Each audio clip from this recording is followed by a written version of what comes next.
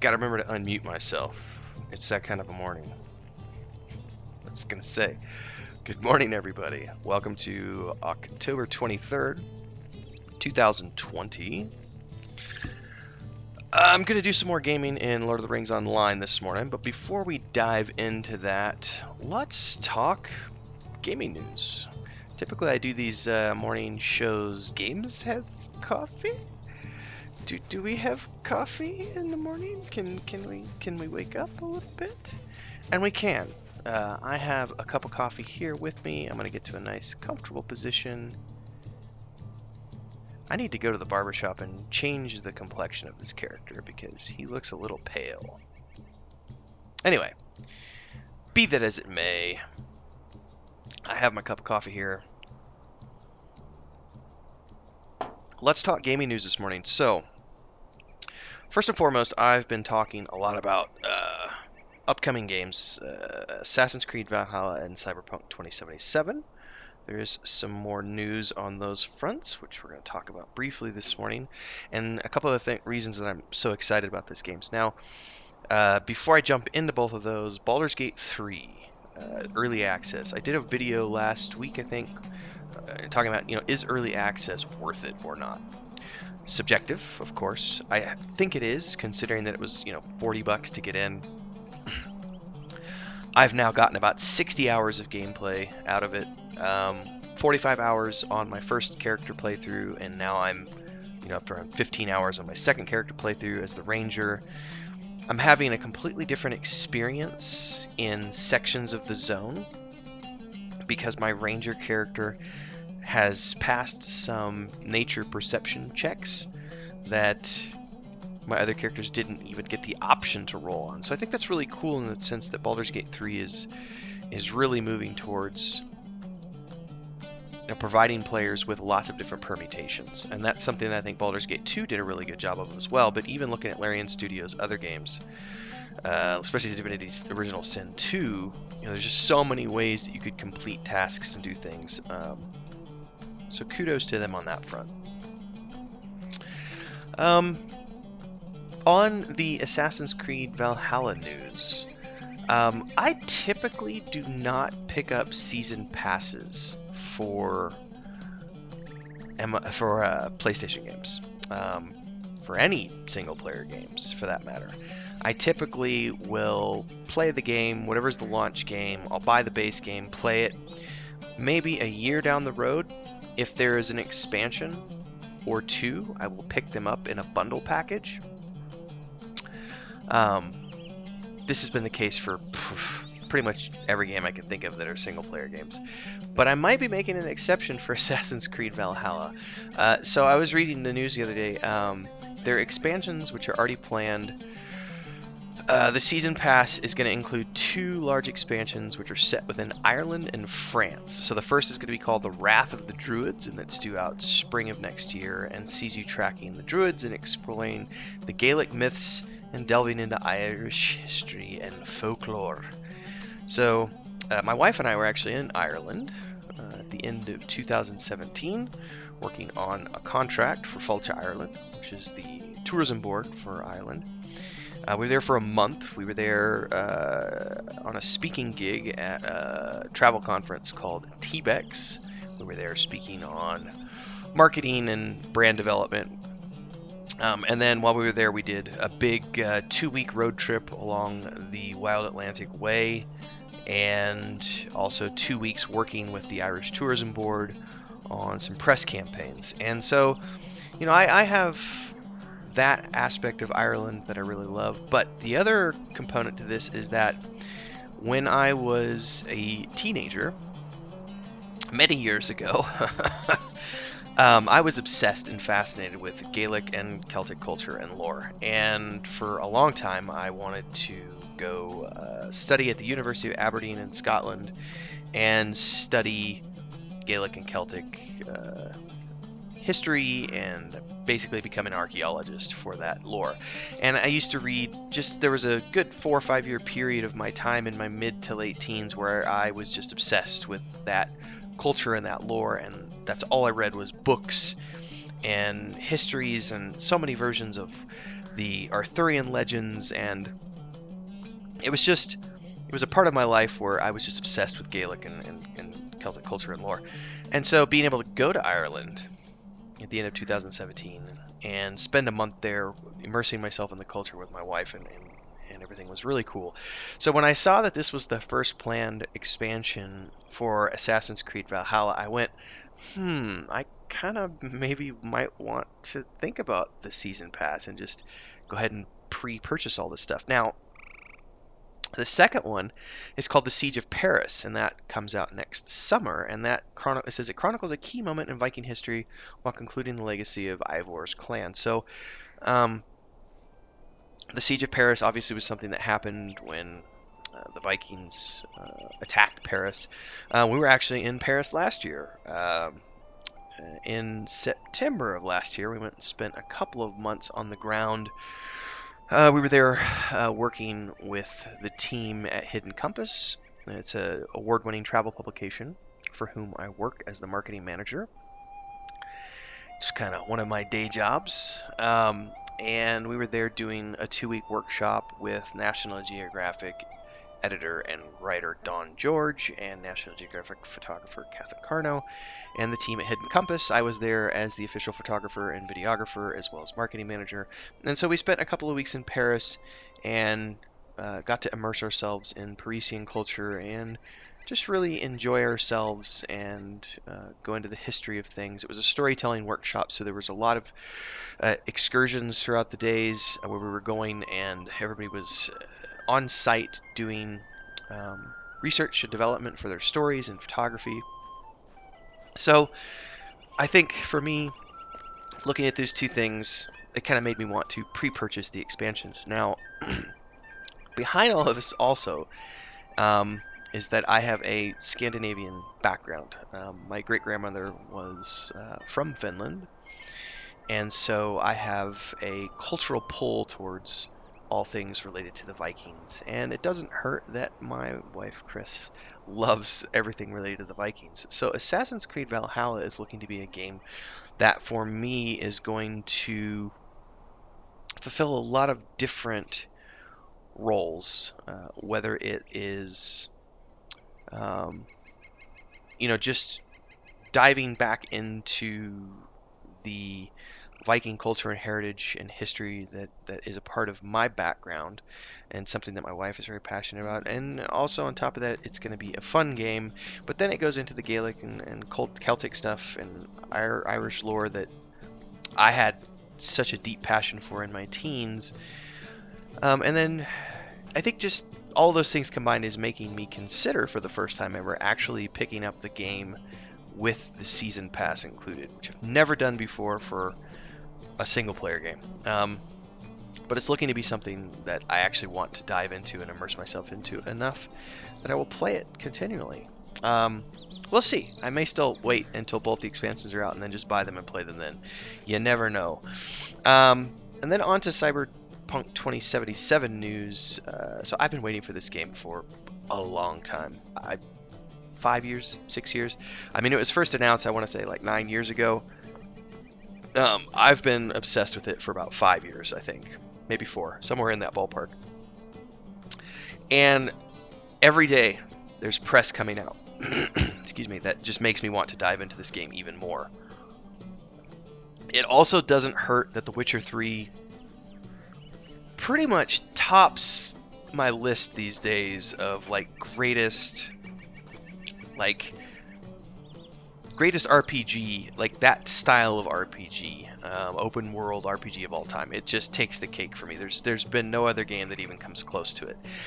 Now, I've always said that Baldur's Gate 2 has been my favorite, RPG of all time, but I've started to separate things out over the years into the open world RPGs and then the kind of top-down D&D style RPGs, like these isometric games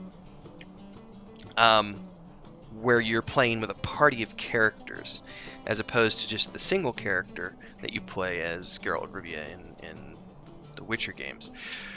So what really intrigued me the other day is there was this Twitter bombardment that happened around Cyberpunk 2077, and one of the tweets that they sent out was basically that they consider The Witcher 3 and the quests in The Witcher 3 to be a warm-up to what they are producing for Cyberpunk 2077 in terms of the diversity of quests and all the various ways that you can do quests and, you know, quest lines in different directions and everything else. So I gotta say, I'm even more hyped for Cyberpunk 2077 than I was before. So it's proving to be uh, a pretty cool adventure watching them produce that game and get it ready for the public, and I can't wait. Now the hard part for me is that Valhalla comes out on the 10th of November, and then what is it, the 17th I think is, or the 19th, excuse me, is Cyberpunk. So I've only got like, you know, a week and change to explore Assassin's Creed Valhalla before Cyberpunk 2077 comes out. So more than likely what I'm going to do is I am going to just play Valhalla. It's going to be really hard to ignore the pull of Cyberpunk, but I'm going to attempt to just play Valhalla until it's finished and not play Cyberpunk until I finished Valhalla, at least the first playthrough. But I know, having played Assassin's Creed Odyssey a couple of times now, I've played Witcher 3 through twice, and I actually started a third playthrough recently just to kind of satisfy my itch for a good, you know, RPG. Plus, there's just so much in The Witcher. Like, even after 2 playthroughs, I haven't done all of the quests. Like, I've had different experiences both times I've played the game, even though the main storyline is pretty much the same. There's all these side quests and Witcher contracts and stuff and secondary quests and things that I didn't do the first 2 times around that I'm still getting to see new content even the third time through The Witcher 3. So it's amazing. So knowing that, and the same thing with Assassin's Creed Odyssey. So knowing that both of those games gave me enough content to go through 2 or 3 times, I have no doubt that Valhalla and Cyberpunk are going to give me plenty of adventures for weeks and months and possibly years to come. Now, on other gaming news fronts, you know, there's not a lot going on in the world of MMORPGs. You know, I spent 20 years being an MMORPG player, and I'm obviously still playing MMORPGs today.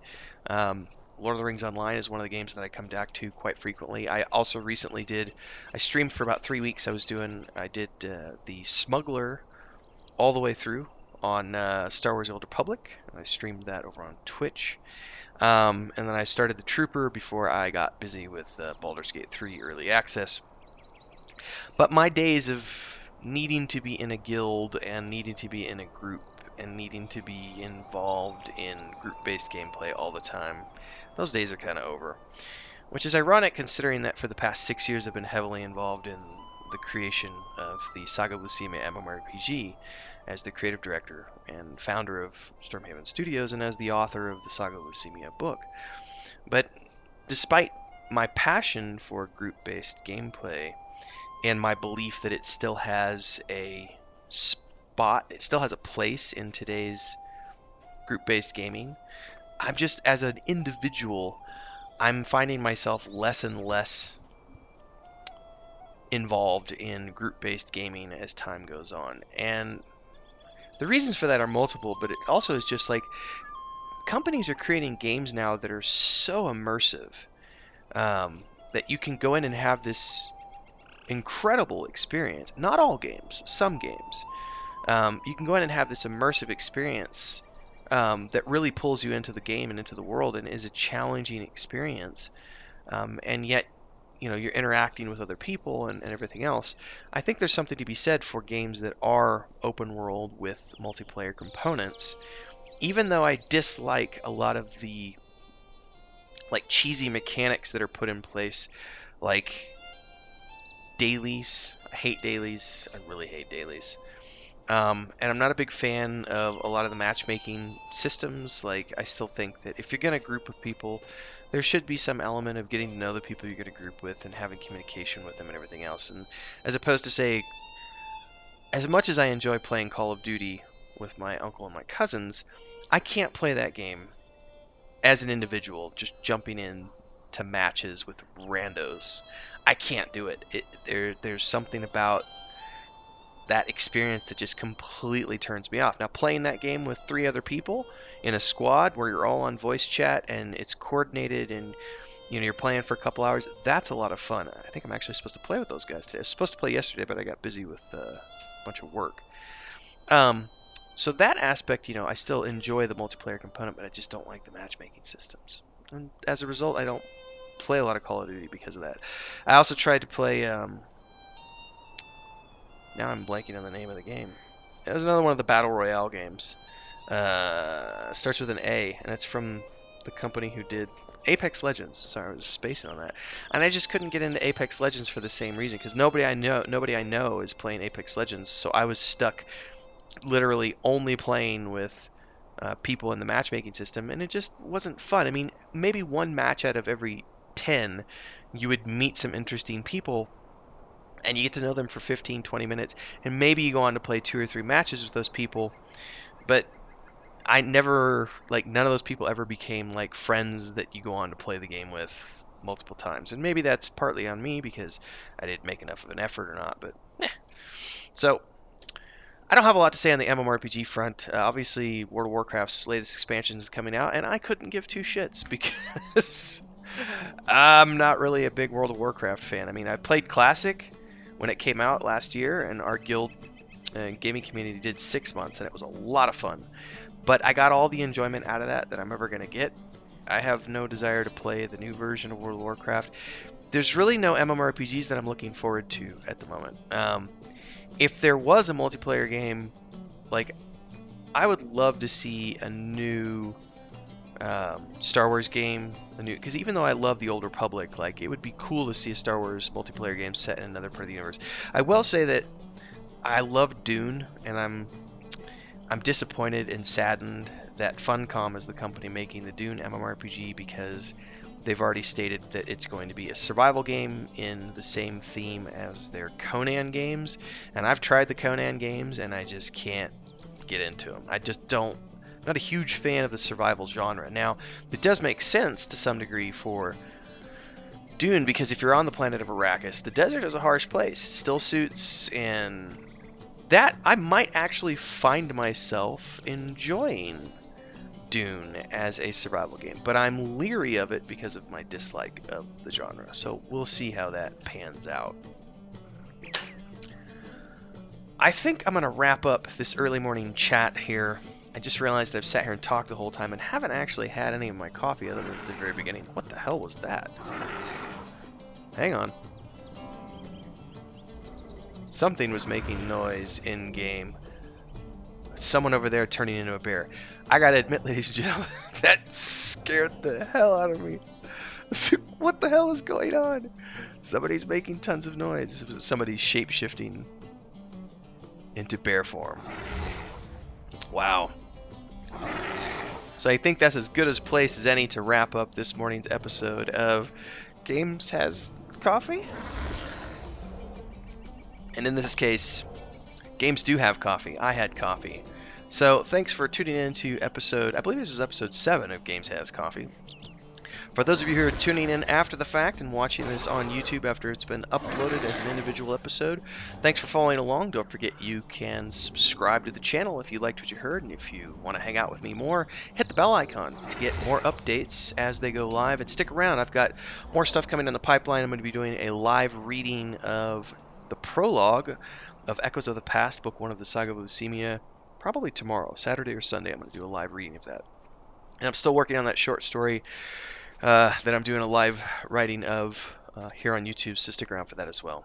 So thanks for tuning in, and I will see you in the next episode. And for those of you who are sticking around, we're going to keep playing Lord of the Rings Online here and having fun. Where is my pen?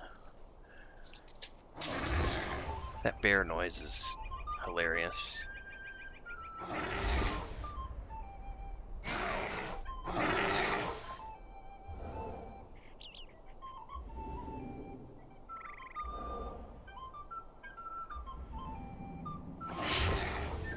All right.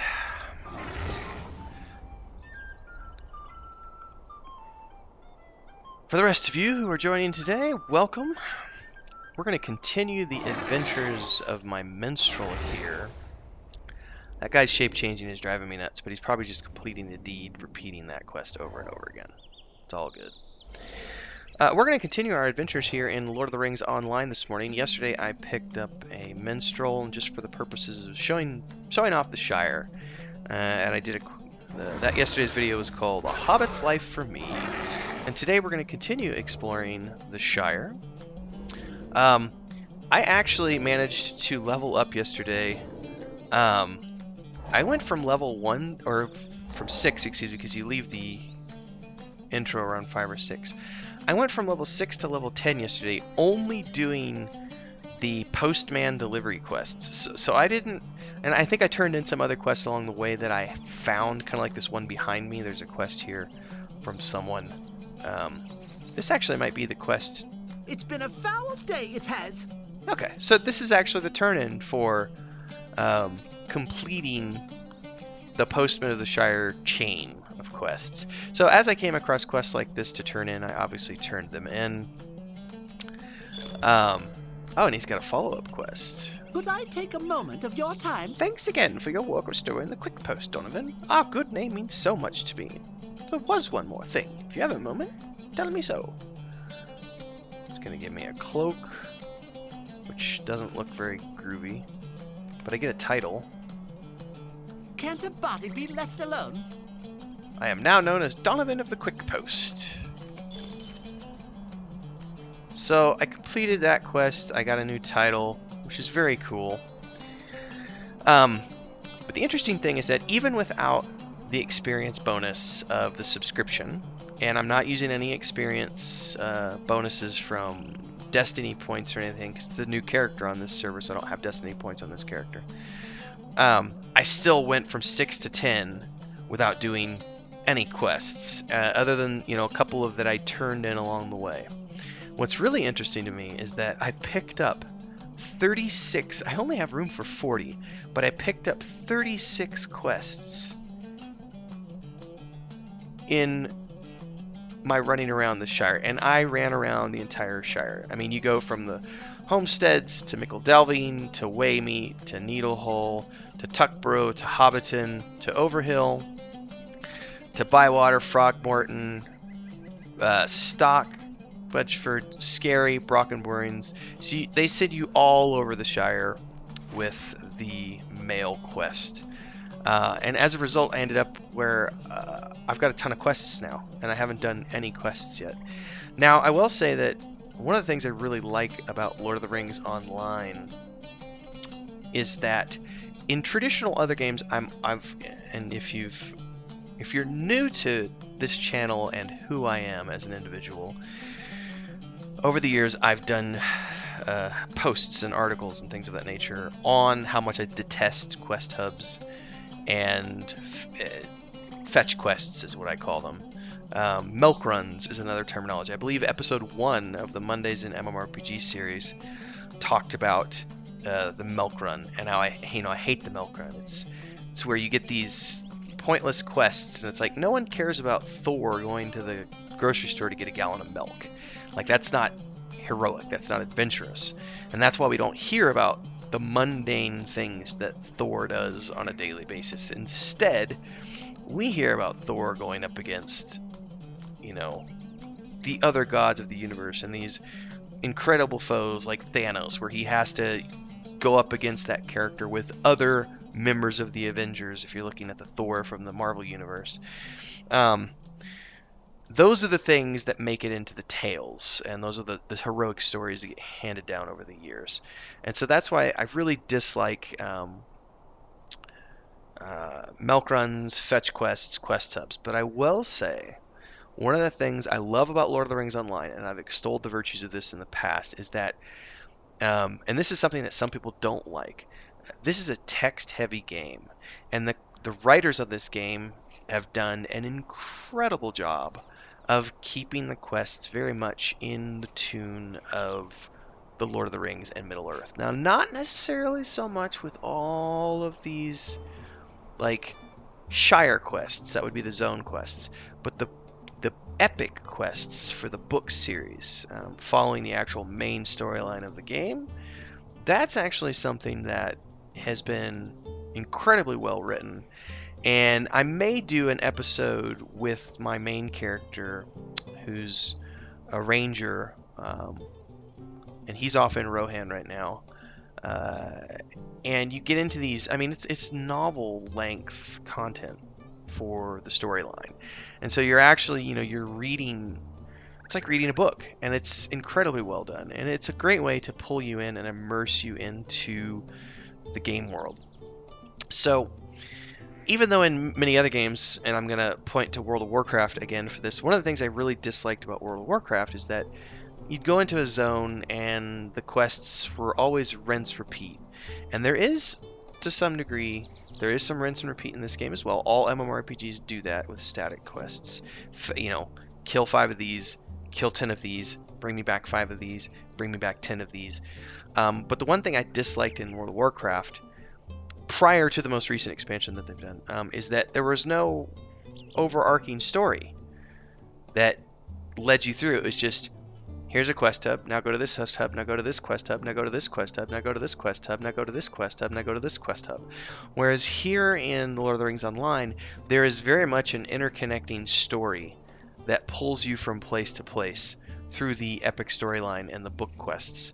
And of course, the zone quests can often be considered your kind of throwaway content stuff, but there are exceptions to that, because like the postmaster chain, like you're running all over the Shire getting sent to all these different places, but you're on a specific mission to do these things, and there's a story reason behind it. And then also, like we found out yesterday when we were delivering pies for that lady, and then she found out that, oh my goodness, I've put rotten berries in my pies by accident, and now I have this deed to go find all those rotten pies and bring them back to her so that she can make new pies for all of her customers.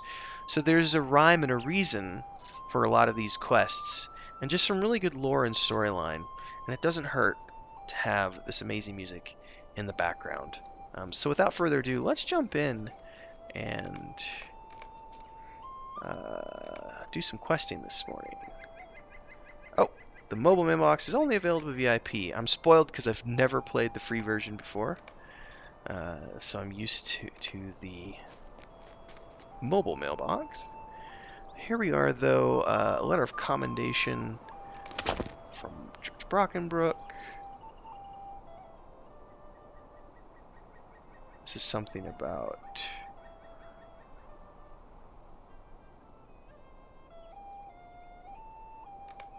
Helm's Deep. Bingo Boffin. I think I'm already doing Bingo Boffin's quest.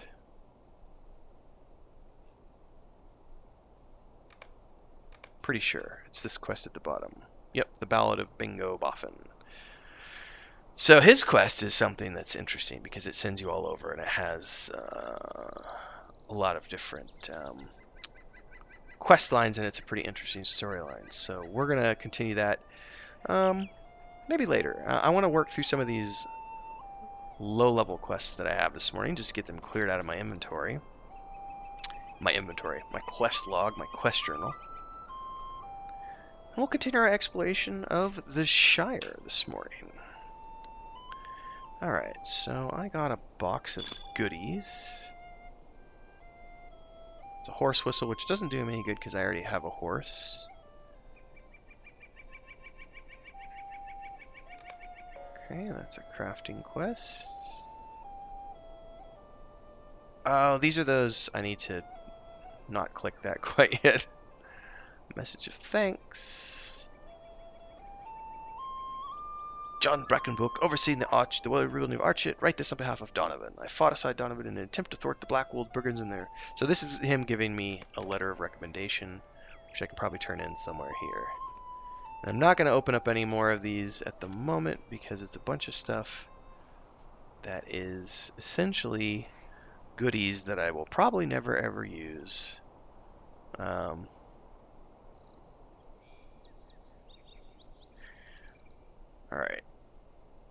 Mathams I will hold on to. Bingo badges I'll hold on to. Regenerative foods I'll hold on to. I mean, I will eventually use these things, but they're not high priority items for me at the moment. Okay. Let's see these two quests that I have right here. I think both are in... One is in Little Delving, and the other one is Mickle Delving. Now, I'm a little spoiled here because I do have a mount. I'm a low-level character, but I do have a mount. This is the Steed of the Elder. I've had this for years because I've had an account since the very, very beginning.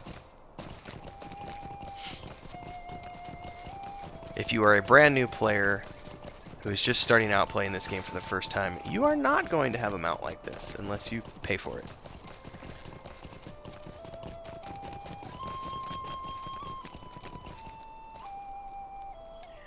Outfitting yourself and others. I can do for you? We'll finish that quest, and I have another quest called Practice Makes Might I Perfect. speak with you a moment?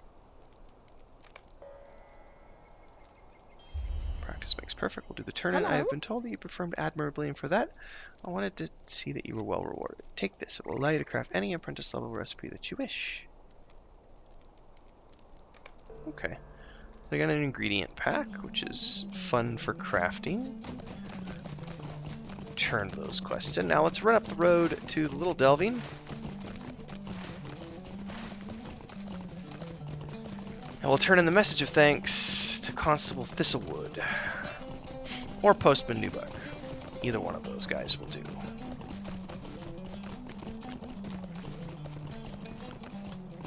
The character of Donovan, as an FYI, for those of you who don't know, this is actually, I tabbed out, and when I tabbed back in, my camera went all sorts of wonky. The character of Donovan is actually one of my story characters that I write about from time to time. He is part of a science fiction series of short stories that I write. Donovan is there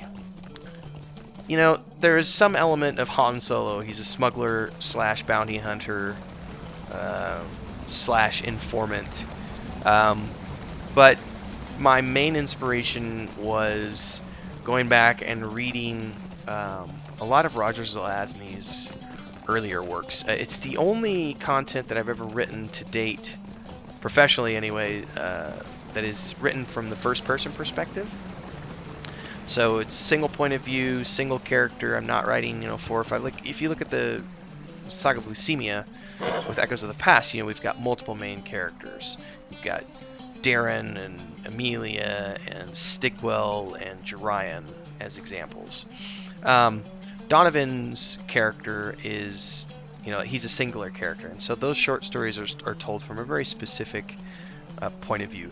Pretty much every time I have a character name in an MMORPG or a video game, that character name has some sort of significance and is pulled from either a D&D campaign that I played in the past or a character that I write about on a regular basis. So I've published 2 short stories with the Donovan character, and I'm currently working on a series of new stories with the Donovan character. I was originally going to write a book about the Donovan character, but I decided that it made better sense to kind of consider him as an episodic character and just continue writing short story adventures and then put those together into an anthology book, which is, maybe it has 6 or 8 short stories or adventures of the Donovan character, pulled together to have a novel's length worth of stories. So the Donovan character comes from there. That's where this name comes from. All right. Let's just talk to the postman since we're here. Message Is of there thanks. something I can do for you? I heard what you did. Mundo will never admit to it, but what you did with the tall folk will be talked about behind your back for years. To think, you helped save not only 2 hobbits from the Shire, but a whole town. Marry me, you must have a little Baggins in you. Here, take these and then look through my wares. You may find something to your liking. So we get some tokens of salutations, which are bartering items, which we can use. Is there something I can do for you? We'll take the novice mark, because it is like the first kind of charm thing that I can take. And it is a run speed, if I'm not mistaken. Where did it go? Oh. On use, it gives me run Run speed, excuse me. So it's a toggleable ability. Alright. Where are we heading? Look at our quests. We have... I think we can toggle 5 quests. Yep. So we're just going to toggle these quests, and we're going to search for the nearest one. If we follow the map icon, you'll notice that there's... You can't really see it right now, but there's a white arrow here. So Hiders and Seekers is the closest quest. So we're going to do that. We're going to find Polo Brockhouse and Daisy Brockhouse. Polo Brockhouse is hiding behind the carved wooden statue of Marco and Blanco. Marco Polo. Marco and Blanco in the center of Mapledale. His sister Daisy is hiding southeast of the carving in the bushes to the right of Peony Grubb's house. So Rollo's playing hide and seek with them. He wants our help to find them. So let's go do that.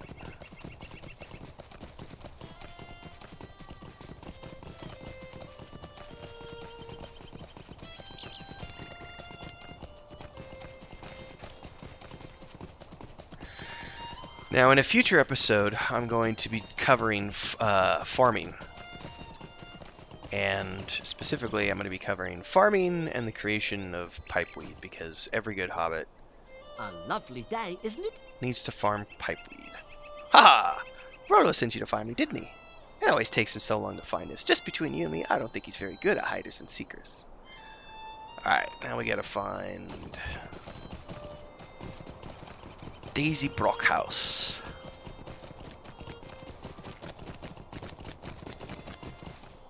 There she is.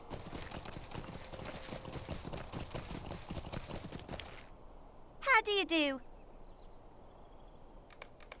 Alright, now we're going to talk to Rollo. And this series of videos that I'm doing here on YouTube is basically, I don't expect it to last too long. Maybe 5 episodes or so, I really can't say. But I anticipate somewhere around 5 or 6. My plan is to basically do a completionist run of the Shire. So for those of you who want to get a good glimpse into the... What's the word I'm looking for here? The amount of detail and the love that's put into each zone in Lord of the Rings Online, this may be a good series for you to follow along with, because each one of these zones is very similar to this in the sense that they have a whole bunch of quests and a whole bunch of deeds and a whole bunch of things you can do before you ever have to leave. And I'm going to do that completionist run of the Shire and then make a playlist of it here on YouTube. So you'll want to stick around for that. So in the meantime, let's talk to Rollo here. Good day. Wait a minute. You say Daisy mentioned hiding until I found everyone else? That's strange. I thought Polo was the only other hobbit I was supposed to be looking for. They mentioned maybe getting Odo to play, but I didn't think they'd actually do it. Here are the coins. But it sounds like your work as a seeker might not be done yet, Donovan. Hello there. Might I speak with you a moment? So, ooh, he's got cosmetic gear. It's still an ugly cloak. What do the shoes look like? Eh. So that's another reason why you want to do all of the quests you come across in any given zone for Lord of the Rings Online, because you'll find so much gear, and all of it can be used for cosmetic gear. So there's tons of quests where you can get gear that you're not going to find anywhere else. You're not going to find it through crafting. You're not going to find it on in the Lotro store. You're only going to find it through doing quests. So I highly recommend you do quests, all the quests, do all the things. Alright, so Odo has a reputation for being the best hider in all the Shire, at least as good as Bilbo was in his day. Or so it's said among the folk of the Bird and the Baby. We'll talk about that in a minute. I forgot about that yesterday. I do know that, unlike Daisy and Polo, Odo Pipes is sure to have a capital hiding place, the very best. Alright, so that's a follow-up quest, which... Why don't we go ahead and just do that quest right now and not worry about the other ones. Find Odo Pips. So he says, talk to the other kids. Talk to the other hobbits and they might have a clue where Odo can be found.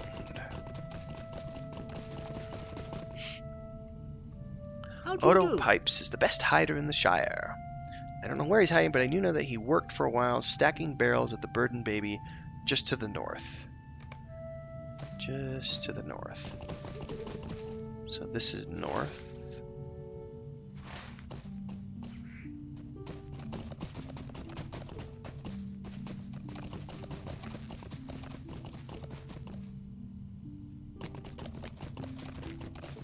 Well, neither one of these is the place.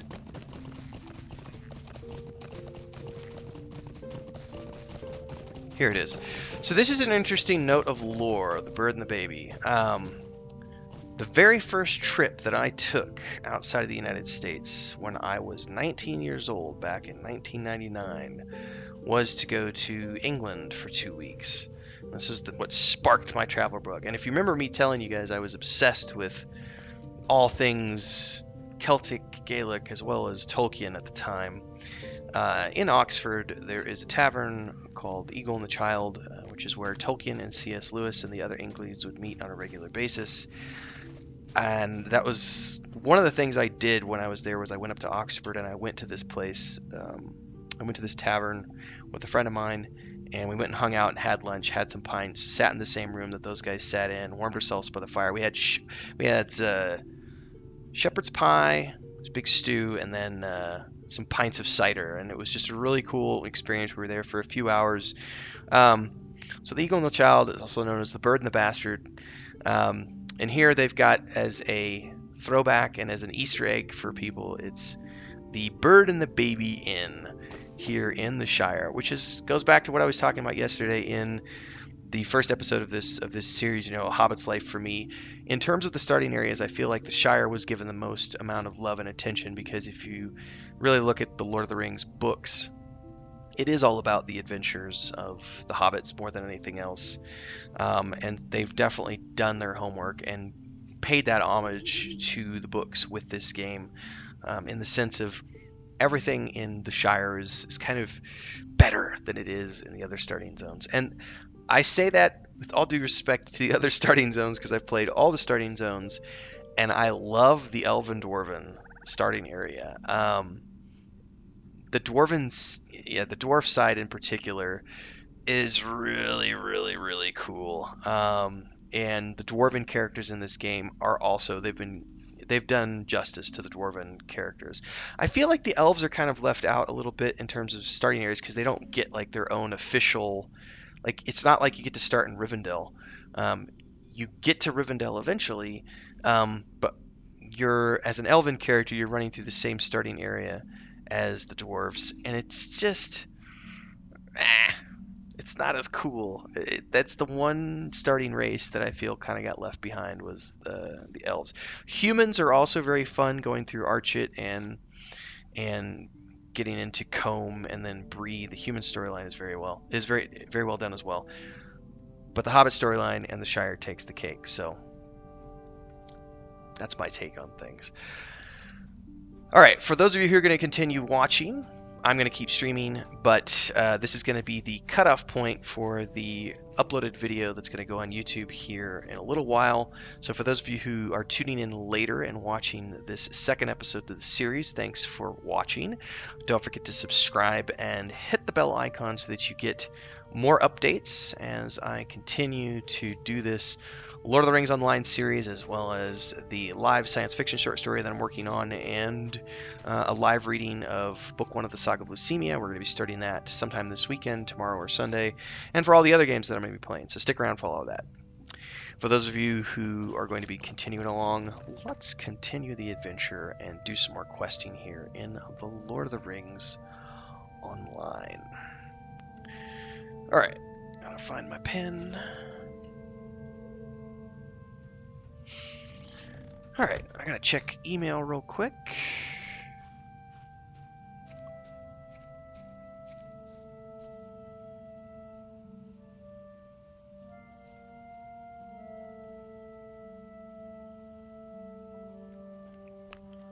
Alright. So some people in The Bird and the Baby might know more about Odo.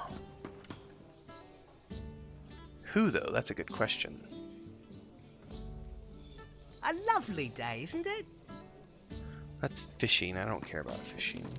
Ooh, barber. Hello I totally want to use the barber at the moment because I didn't actually put a lot of time into this character when I created this character because I was just kind of creating something to jump in and do some YouTube videos with. And so, yeah, we're going to definitely change skin color for the first thing because he looked really pale and weird. What about hairstyles?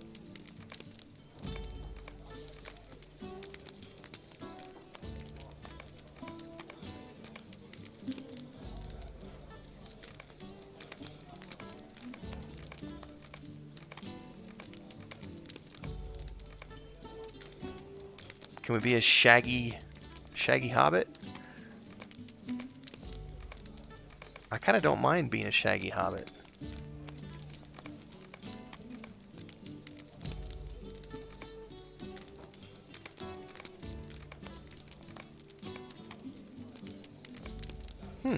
I don't mind this one right here, maybe?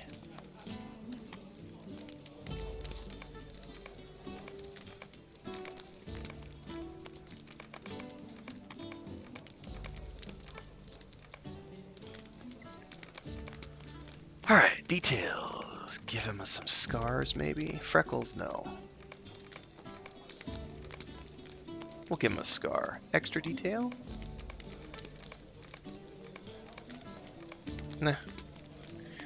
Eye color. Let's do green. Let's do a darker green. That's too dark. That's not bad. Hair color. Let's do black. That's good. Body type.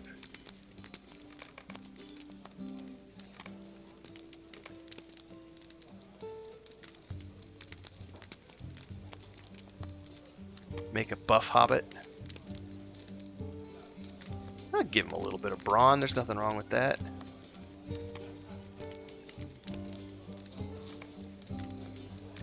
Yeah, I totally don't have a problem.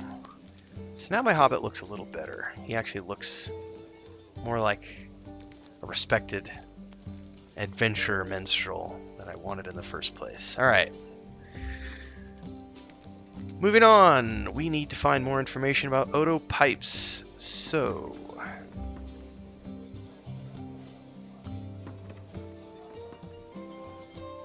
none of these people want to talk to me about Odo.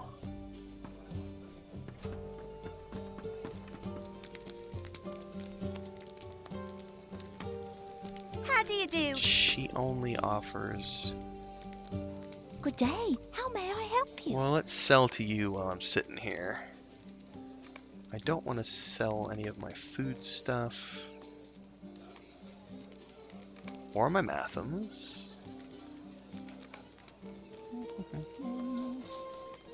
Hides I'll sell on the market.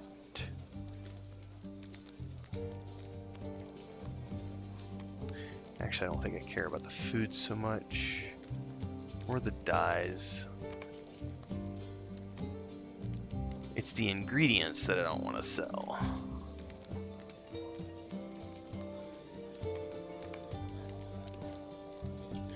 Oh, you know what I need to do though? I've got a new hat that I forgot to equip.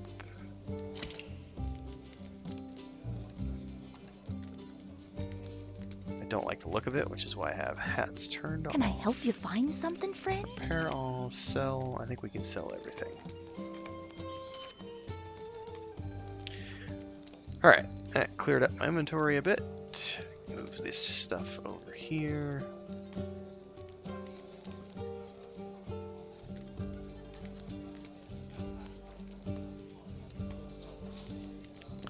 So far nobody has talked to me about... any of these guys got anything to say about Odo? Lorgo Boffin. Hello there. Ah! Odo Pipes used to work here in The Bird and the Baby. In fact, he and I were responsible for rolling out the barrels when they were called for, and rolling them back when they were emptied. One time, he helped me climb up onto the roof to fix a leak up there. It was a very rainy spring. The rain was like to flood us out if this hole wasn't patched up. A good fellow, that Odo. After a while, he decided he didn't want to roll barrels anymore, and he moved on. I'm not sure what he's up to these days. Climbed onto the roof to fix a leak. That sounds like a tip to me. There's a rabbit in the corner. Let's see if anybody else in this place... My standing is too low to enter whatever that place is. What was that for? Requires friends standing with the in league. All these years I've played the game, I've never worried about being a part of the in league, so that's interesting. So, hanging out on the roof. There he is. Right up there up top. Odo Pipes. Okay. So now we want to go up there.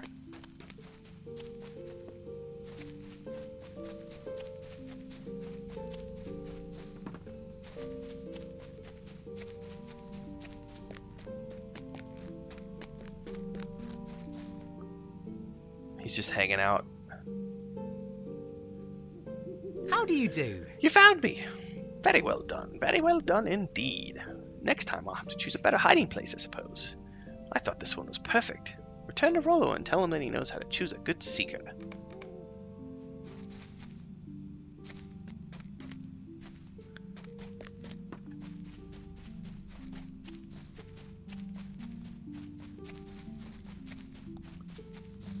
Hello, Rollo. Good day. He was on top of the bird and the baby the whole time? Okay. I'll take the cloak. I mean, neither one of these are really things that I like the look of, so, alright. Off we go to the next quest.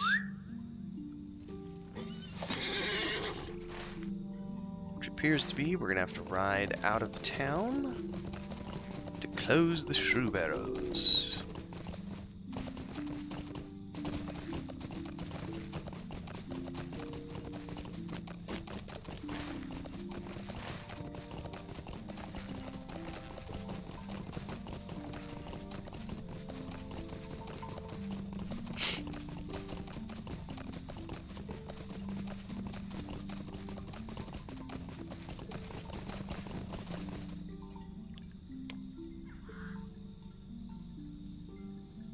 Okay, so somewhere around here are shoe barrows that I need to close, it says.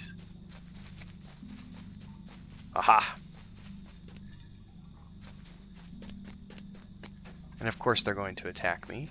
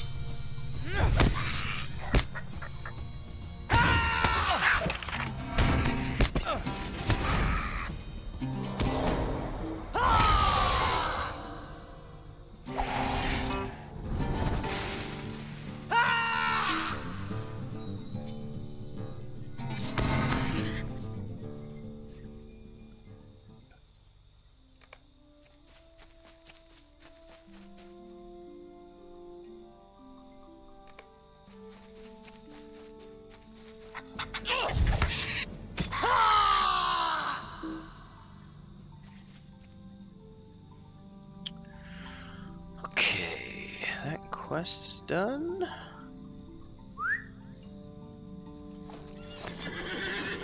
Looks like the closest objective is just to turn it in, so we'll go back and turn that in to Ruby Primstone.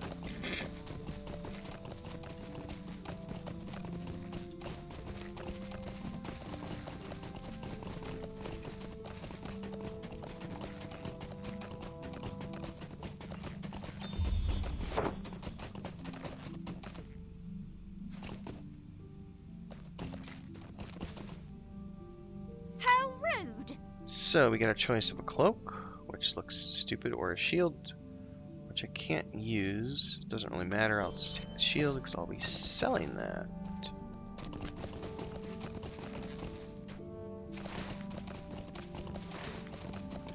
Next up, looks like collect Dora's chickens.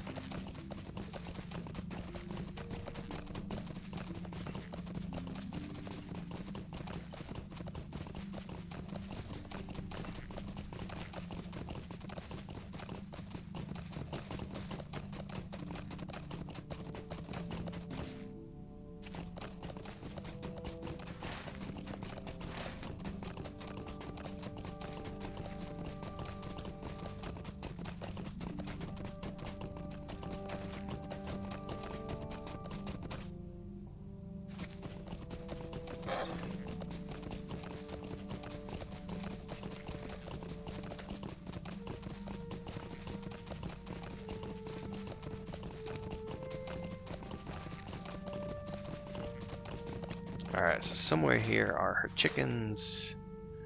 Dismount. We have to kill some wolves, it looks like.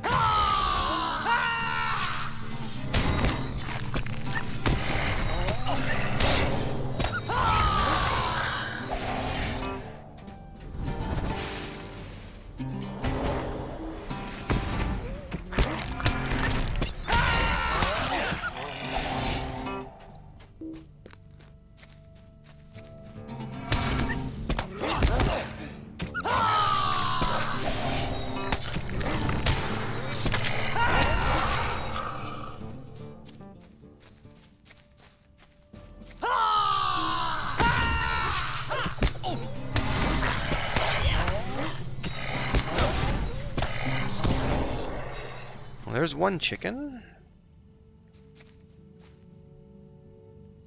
Collect Dora's chickens.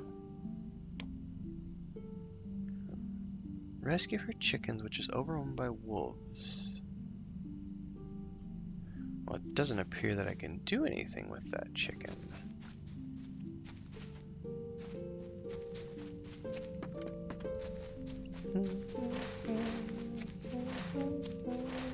Ha ha! Here's the chickens I can click on.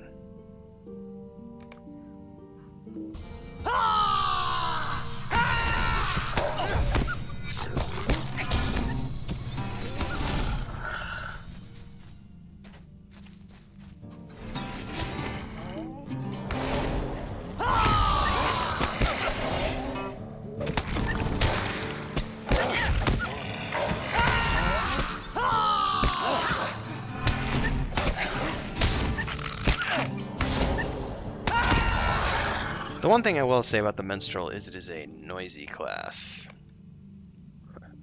They sure like to shout. Alright, there's another chicken around here somewhere. There it is. I wonder why they weren't all showing up before. Maybe I had to kill a certain amount of wolves or something. Alright, that quest is done. Now we need to bring the chickens back to Dora.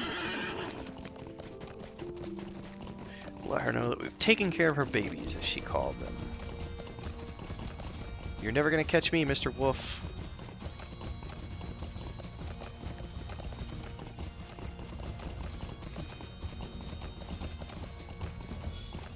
And can we move the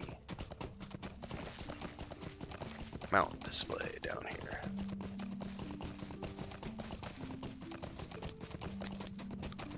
There you go, Dora. Oh, woe is me. So she wants me to defeat the wolves. Request to pick up a recipe in Tuckborough for the lads at the Bird and Child. The Bird and the Baby, excuse me.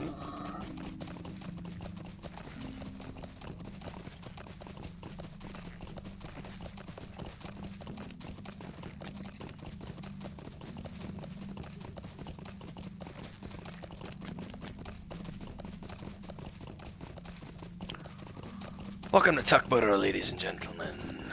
Where is this recipe at? Somewhere in the Great Smiles, it looks like.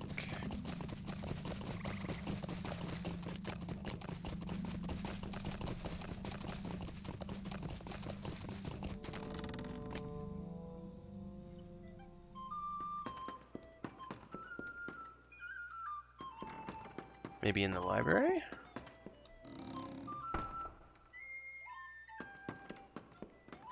Aha!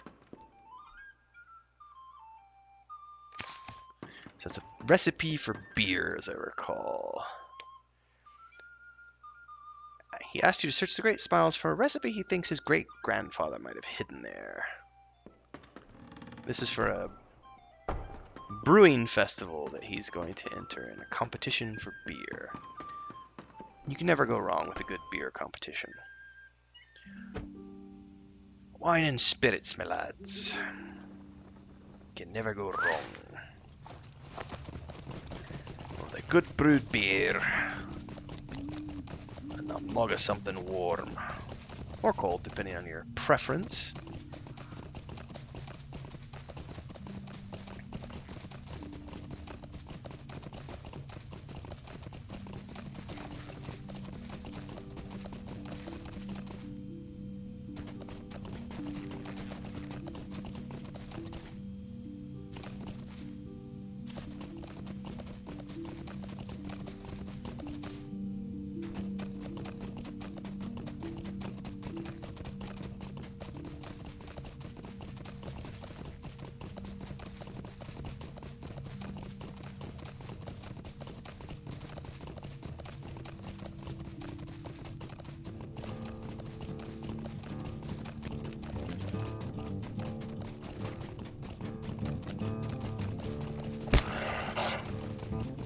You'll not catch me, Mr. Wolf. I ride like the wind. Where am I going? Bring the recipe back to... I may have just spaced out because it sent me here to the wolves. Get off your horse.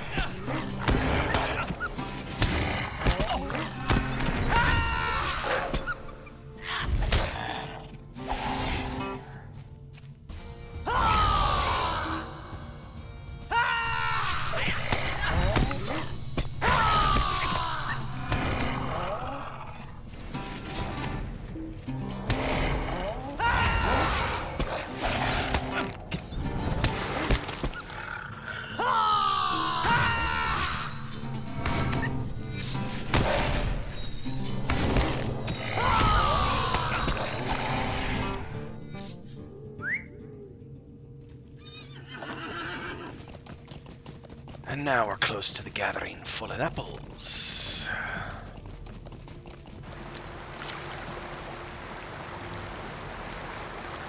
That's a fun graphical bug. I was still riding my horse, apparently.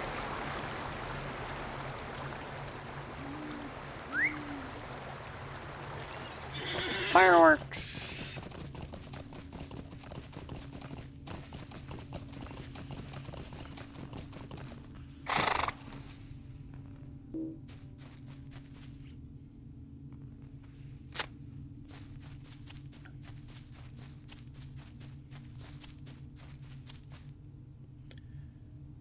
More apples.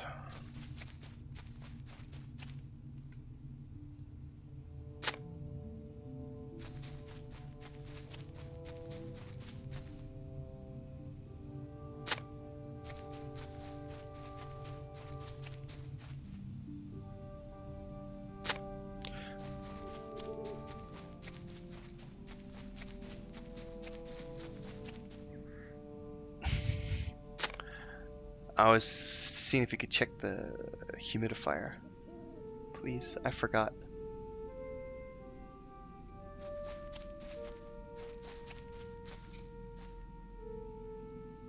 Thank you.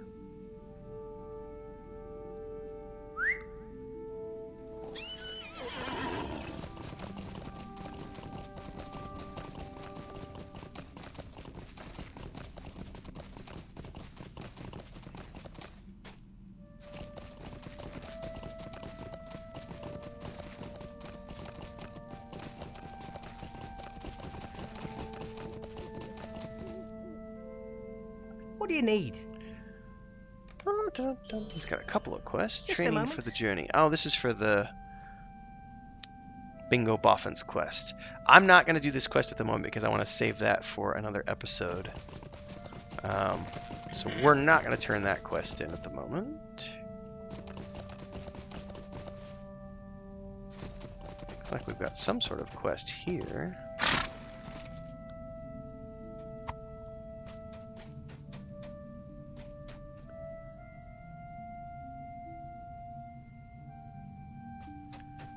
Bring the sack of feed to Belko Brockhaus.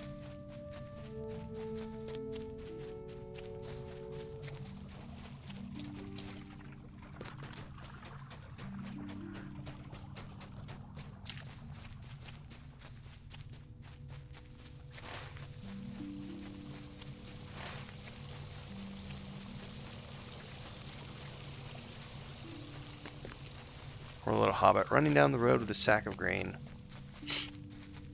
It's not as easy as it looks, trust me. I spent the first 16 years of my life on a dairy farm. There's nothing easy about carrying sacks of grain.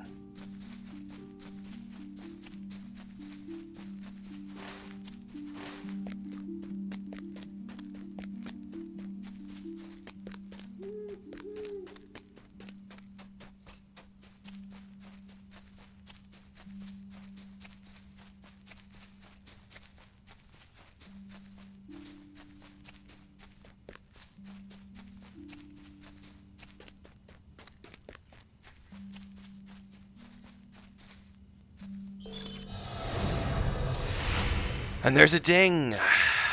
Level 11. Which I think, ladies and gentlemen, this is going to be my cutoff point for these, for today's video. This is a part of my completionist series for the Shire. I'm still coming up with a name. That might be the name for it. We'll see. I'm going to be streaming this periodically over the next couple of weeks as I wait for Assassin's Creed Valhalla to come out. So if you like what you see, stick around, follow along. I stream most mornings between 7 and 8 in the morning, sometimes a little earlier, Central Time. Follow along if you want. If you don't tune in live, you can always subscribe to the channel and hit the bell icon to get updates for all the videos when they go live. So hopefully you do that. Hopefully I'll see you around in the next episode or the next stream. Until then, safe gaming, stay healthy, wear your masks if you're going to go out. Make the world a better place.